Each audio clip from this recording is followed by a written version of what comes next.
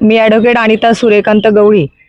जिल्हा परिषद सार्वत्रिक निवडणूक या निवडणुकीचे आपल्या घड्याळाकडचे अधिकृत उमेदवार माननीय शीतल सुजित कांबळे व रेश्मा युवराज काळभोर व अमोल टेकाळे यांना आपल्या तिन्ही गावातून उमेदवारी दिलेली आहे.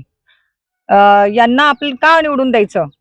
माननीय आपले उपमुख्यमंत्री अजितदादा पवार यांचं जे दुःखद निधन झालं, आपल्यातून दादा आपल्याला सोडून गेले.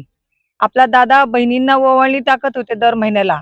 हे प्रत्येक बहिणीने लक्षात ठेवायला पाहिजे. त्यांनी आपल्याला प्रत्येक ओवाळणी टाकली, तर आपण हे दादांना आपली ओवाळणीचं आपण त्यांना एक प्रेम, माया, ममता म्हणून आपण ह्या तिन्ही उमेदवारांना कसे निवडून देणार आहोत? तर हा प्रत्येक जनतेने, मायबाप जनतेने, शेतकरी बांधवांनी, ज्येष्ठ नागरिकांनी, युवकांनी या सगळ्यांनी विचार केला पाहिजे की आपण राष्ट्रवादीला का निवडून द्यायचं. पूर्व हवेलीतून तसं बघायला गेलं तर राष्ट्रवादीचं सगळं वातावरण होतं आणि कामं कुणी केलेत आतापर्यंत हे सगळ्या जनतेला माहिती आहे. लोणी काळभोर पण आपलं पूर्ण राष्ट्रवादी गाव होतं, कदमाकोस्ती पण होते आणि वडकी पण होतं. तर आपला विकास कोण करतं? आपला विकास हे राष्ट्रवादी काँग्रेस पार्टी करते, म्हणजे घड्याळ करतं.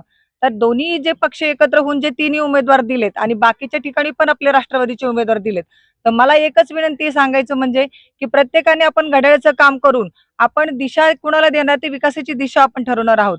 दादांचं जे स्वप्न होतं की महाराष्ट्र कसा असावा, आपला पुणे जिल्ह्याचे पालकमंत्री होते दादा. आता योगायोगाने आपले दादा गेल्यानंतर त्यांची पत्नी सुनेत्रा पवार यांना आपलं उपमुख्यमंत्री मिळालेलं आहे. म्हणजे आपल्याला सत्ता कोणाची आहे? उपमुख्यमंत्री आपल्या वहिनी आहेत.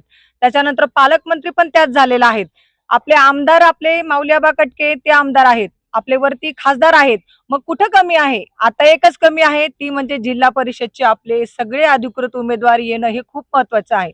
तर मला सगळ्यांना विनंती करायची आहे की आपण येत्या 7 तारखेला घड्याळासमोरील चिन्हाचं बटन दाबून यांना भरघोस मतांनी विजयी करावी, असे मी जनतेला विनंती करते. थांबते. धन्यवाद. जय राष्ट्रवादी.